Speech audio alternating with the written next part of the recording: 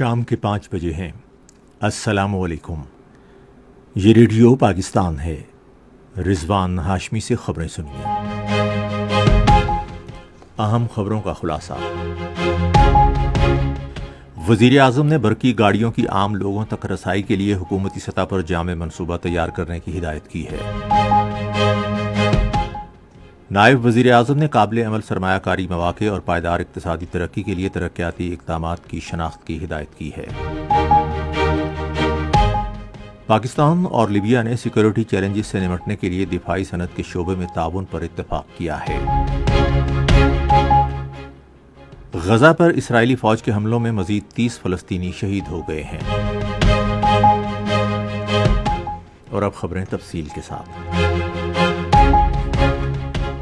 وزیر اعظم شہباز شریف نے عوام کے لیے برقی گاڑیوں تک رسائی کے لیے سرکاری سطح پر ایک جامع منصوبہ بنانے کی ہدایت کی ہے۔ وہ آج اسلام آباد میں ایک اجلاس کی صدارت کر رہے تھے جس میں ملک بھر میں برقی گاڑیوں کے استعمال کو فروغ دینے پر غور کیا گیا۔ وزیر اعظم نے کہا کہ برقی گاڑیوں کی حوصلہ افزائی سے ایندھن پر خرچ ہونے والے اربوں ڈالر کے بیرونی زر مبادلہ کی بچت ہوگی، ماحولیاتی تحفظ میں مدد ملے گی اور مقامی صنعت کو فروغ ملے گا۔ انہوں نے اعلان کیا کہ وفاقی حکومت وفاقی بورڈ سمیت ملک کے تمام تعلیمی بورڈز میں اعلیٰ تعلیمی کارکردگی دکھانے والے طلباء کو الیکٹرک موٹر سائیکل دے گی۔ شہباز شریف نے کہا کہ حکومت بے روزگاری کے خاتمے کے لیے بے روزگار افراد کو ترجیحی بنیادوں پر الیکٹرک رکشے اور لوڈر فراہم کرے گی۔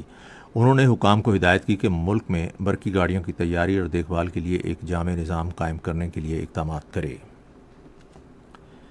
وزیر اعظم محمد شہباز شریف نے ملک کی سول سروس کو جدید ٹیکنالوجی اور بین الاقوامی سطح پر رائج عوامی خدمت کے معیار سے ہم آہنگ کرنے کی ضرورت پر زور دیا ہے۔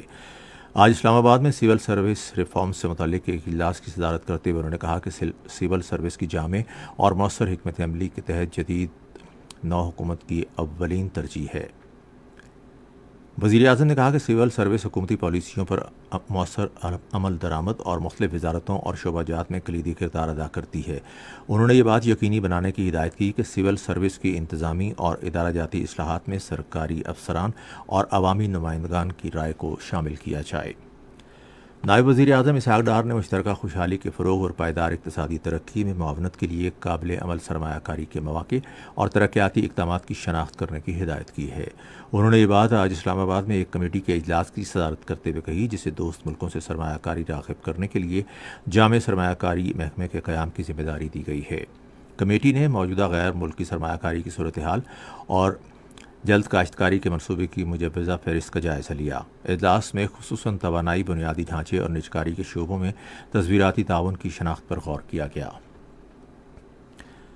وزیر اطلاعات و نشریات عطاء اللہ طاہر نے کہا ہے کہ حکومت کی کوششوں کی بدولت یورپ اور برطانیہ کے لیے PIA کی پروازیں بحال کر دی گئی ہیں۔